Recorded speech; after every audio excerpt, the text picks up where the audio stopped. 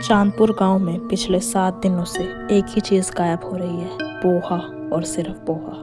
जानती हूँ सुनने में अजीब लग रहा है, लेकिन रात के अंधेरे में कोई रसोई में घुसता है, कढ़ाई खनकती है, नींबू कटता है और सुनाई देती हैं खर खर की आवाज़ें। लोग कहते हैं कि ये किसी इंसान का नहीं, एक ऐसी चुड़ैल का काम है जो सिर्फ पोहे पर जीती है।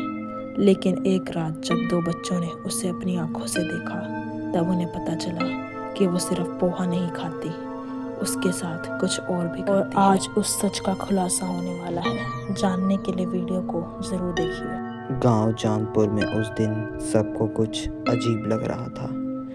हवा में एक अलग सी ही नमी थी। रसोई में से नींबू, हरी मिर्च, प्याज सब गायब। सभी लोग सहमे सहमे से लग रहे थे। तभी दादी चौंक कर बोलती है, अरे बहू, पोहे बनाने की सारी चीजें कौन ले गया? रात को तो मैंने यहीं रखी थी। इतनी जल्दी यहाँ से कैसे गायब हो गई?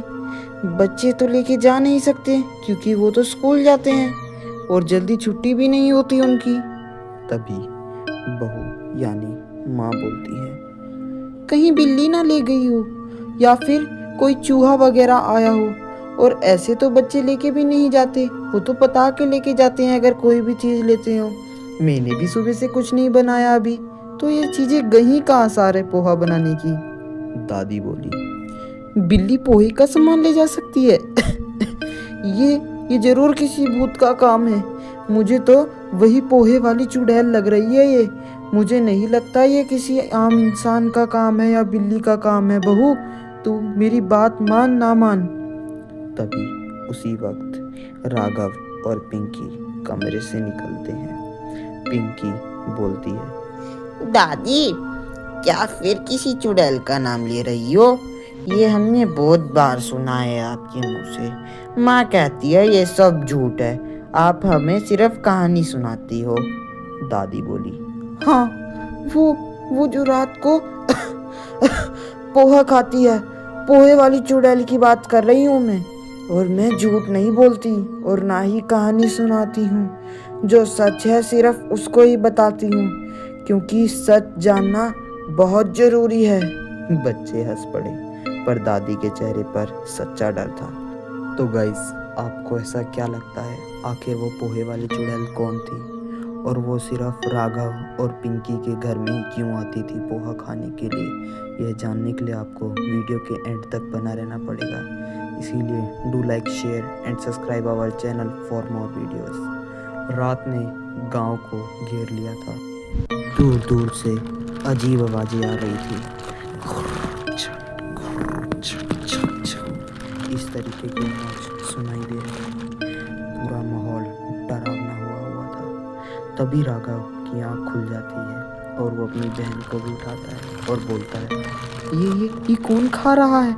ये तो किसी की चबाने की जैसी आवाज लग रही है। ऐसी आवाज तो सिर्फ चबाने पे ही आती है, वो भी कुछ नमकीन जैसी चीज चबा रहा हो कोई। बहन, तुझे भी आ रही है ये आवाज? तुझे क्या लगता है ये कौन है जो इतनी रात को कुछ चबा रहा है? पिंकी डरते हुए बोलती है, चल चल जाग के देखते हैं, क्या पता कुछ देखने को मिल जाए। क्या पता हमें दादी वाली जो दादी कहानी सुनाती है, पोहे वाली चुड़ैल, कहीं वो ही देखने को मिल जाए तो हम सच सामने ला सकते हैं। चल चल भाई, पता करते हैं कि वो चुड़ैल भी है या दादी हमें माँ सही बताती है कि दादी हमें कहानी सुनाती है। दोनों भाई बहन किवाड़ की दरार से जागते हैं। दोनों के मन में बहुत से सवाल थे, पर वो जैसे ही किवाड़ से रसोई की तरफ देखते हैं, दोनों देखकर हक्के बक्के रह जाते हैं। रसोई में लंबे बालों वाली, उल्टे पैर, लाल चोली पहने कोई झुककर पोहे का टिफिन चट कर रही थी। पिंकी उसे देखकर डर जाती है और डरी हुई आवाज में बोलती है, अरे राघव, ये तो सच में चुड़ैल है। मतलब जो दादी हमें कहानी सुनाती थी वो सच थी कि पोहे वाली चुड़ैल असलियत में है, और माँ जो बताती थी वो गलत है कि हाँ, चुड़ैल कुछ नहीं होता। भाई, मुझे तो इसे देखकर बहुत डर लग रहा है। कहीं से पता लग गया कि हमने इसका राज देख लिया है तो ये हमें मार ही देगी।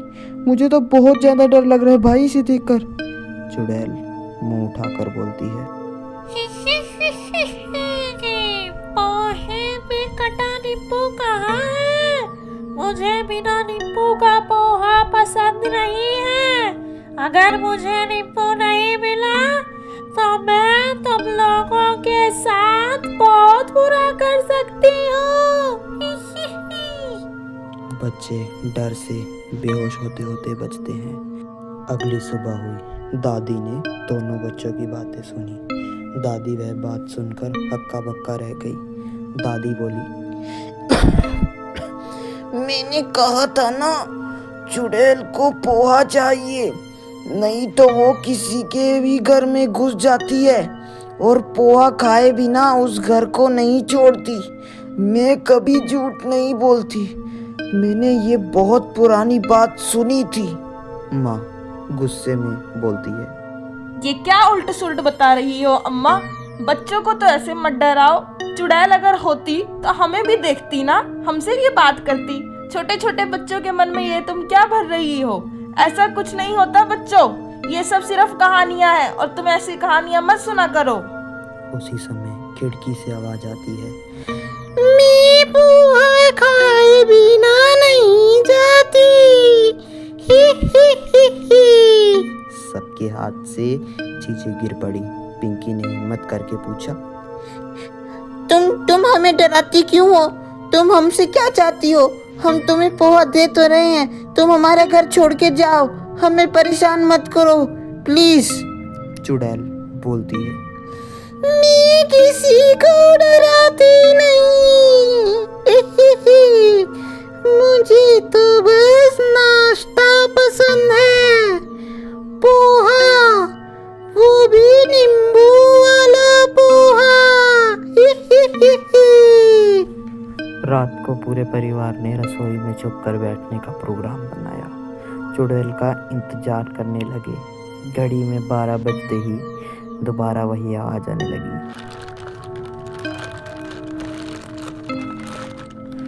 चुड़ैल फिर आई और बोली,